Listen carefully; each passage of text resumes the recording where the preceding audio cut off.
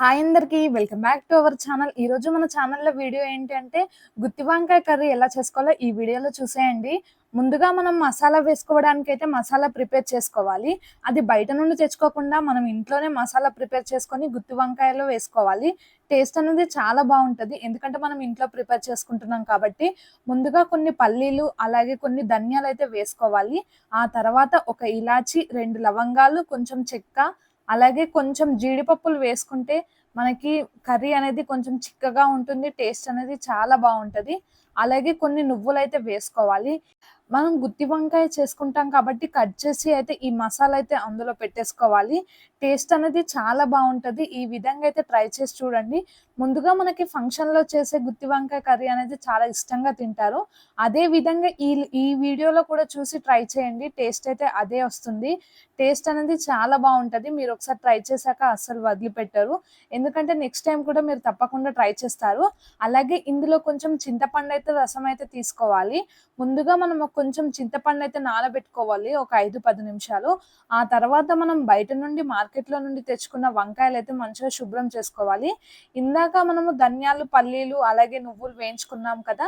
అందులో కొంచెం ఎండు కొబ్బరి వేసుకుంటే టేస్ట్ అనేది చాలా బావుంటది. ఎండు కొబ్బరి లేని వాళ్ళైతే ఎండు కొబ్బరి పొడి కూడా వేసుకోవచ్చు.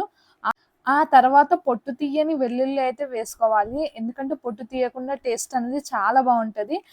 అలాగని మనం వంకాయలు కట్ చేశాక వట్టిగా పెట్టకుండా ఇలా ఉప్పు నీళ్ళల్లో వేసుకుంటే వంకాయలనేది నల్లబడవు కాబట్టి ముందుగా మనం ఒక గిన్నెలో అయితే వాటర్ తీసుకొని అందులో కొంచెం సాల్ట్ అయితే వేసుకోవాలి.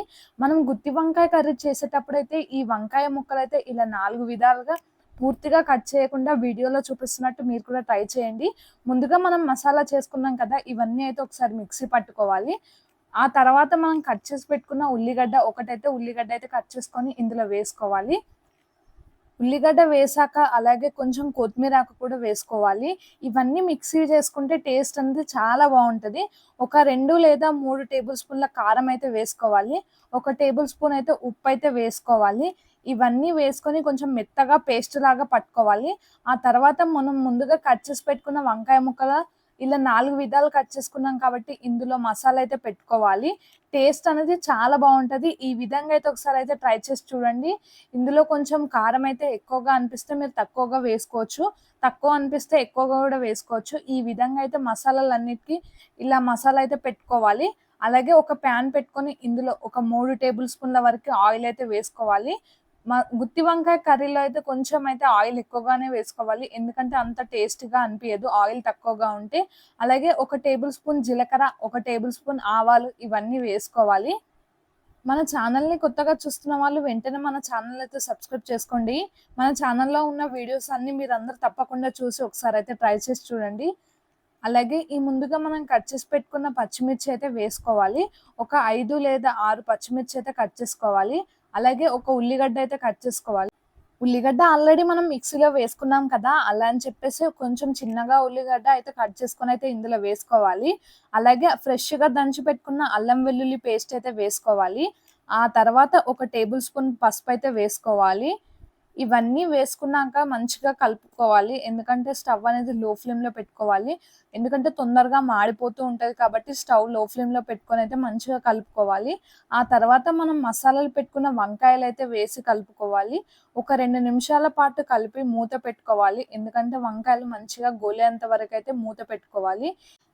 టేస్ట్ కావాలి అంటే ఒక 10 నిమిషాలు లో ఫ్లేమ్‌లో పెట్టుకొని మూత పెట్టుకుంటేనే వంకాయలైతే మంచిగా గోలుతాయి. టేస్ట్ కూడా చాలా బావుంటది. వంకాయలు వేశాక ఒకేసారి అయితే కలిపేసి అయితే మూత పెట్టుకోవాలి. ఊకే కలిపితే అయితే వంకాయలనేది కొంచెం విరిగిపోతాయి.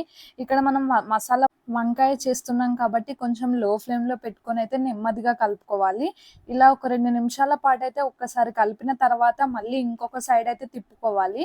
ఆ తర్వాత మనం ముందుగా మిక్సీ పట్టుకున్న మసాలా అనేది కొంచెం వాటర్ యాడ్ చేసుకొని కర్రీలో వేసుకుంటే సరిపోతుంది. అలాగే కొంచెం చింతపండు రసం వేసుకుంటే టేస్ట్ అనేది చాలా బావుంటది. మీరు ఈ విధంగా అయితే ఒకసారైతే ట్రై చేసి చూడండి. మన ఛానల్‌ని కొత్తగా చూస్తున్న వాళ్ళు వెంటనే ఒకసారి సబ్స్క్రైబ్ చేసుకోండి.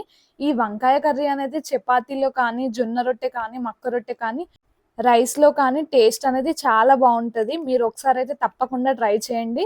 ఈ వీడియో మీ అందరికి నచ్చినట్టయితే ఒక లైక్ అయితే ఇవ్వండి. అలాగే కొత్తగా చూస్తున్న వాళ్ళు వెంటనే సబ్స్క్రైబ్ చేసుకోండి. మన ఛానల్‌లో ఉన్న వీడియోస్ అన్నీ మీరందరూ తప్పకుండా చూడండి.